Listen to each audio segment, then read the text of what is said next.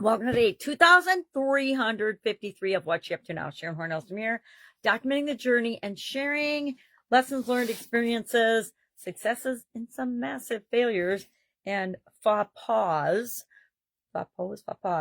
mistakes, problems, challenges, F-ups, whatever you want to call them, as I originally transitioned from the brick and mortar corporate world of business to the online world of business. Right now, we're doing an annual challenge. This is our 7th year doing an annual challenge online.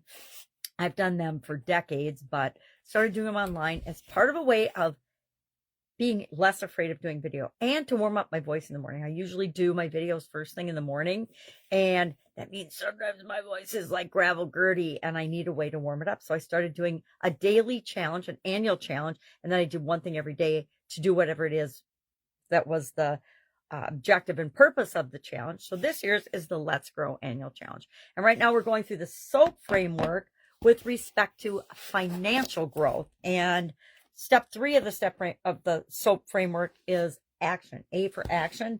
So we talked about how do you take action and how do you decide what to take action on using one of my personal favorite decision-making tools, which to choose among alternatives. And that is the head, heart, and intuition tool. So we walked through that as part of the challenge. I'm doing something different this year. I think I started doing it last year where I was doing a ChatGPT generated write-up for each day of the challenge. I think I started at February 1st or something, because that's when I started saying, okay, AI is not going anywhere. I might as well play with it a little bit and see what it can do. And then this year, I'm doing the same thing. I'm doing a write-up for each day of the challenge in Guide 2 of the Let's Grow Annual Challenge private Facebook group page, as well as I'm sharing a story because I understand the power of stories. So I think it's fun to generate and create a story every day that goes along and applies the lesson that we're learning or the tool that we're using for the challenge. Now, Kylie's story is who we're using as we go through the SOAP framework, and she actually did it with a SWOT analysis. We did SWOT analysis as a tool, not head, heart, intuition, but there's lots of places where I've shared this tool in all the different areas and aspects of the 9-part life framework that I use. So there's lots of examples of how to apply it, how to use it, how I've used it, some of the lessons I've learned along the way of using it. The biggest lesson was you better add intuition to your decision making, because when I don't listen to my gut on something, I usually make the wrong mistake. And so far, I guess in the right way, I might not make the same mistake, but whenever it comes to something bad that could happen that I'm worried about, my intuition always forewarns me, but I wasn't always listening to it. So that's why I have the head, heart, and intuition tool, not just the head tool, not just thinking, not just feeling, but what's my instinct? What's that inner knowing telling me about a decision? Is it a go or no go? So I use a strategy where I subjectively rate each of those by comparing them to one another, giving them a number of options, score, highest number, adding them together, and whatever has the highest number, that's the item I take action on.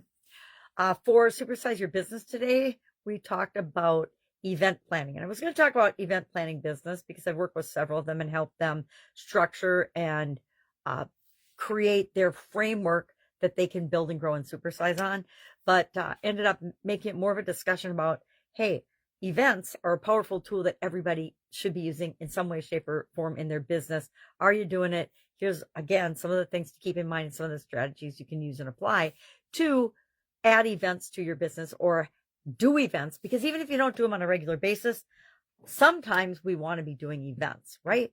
To appreciate people, to bring them on board, to enhance our brand, etc., to promote causes that are important to us, etc.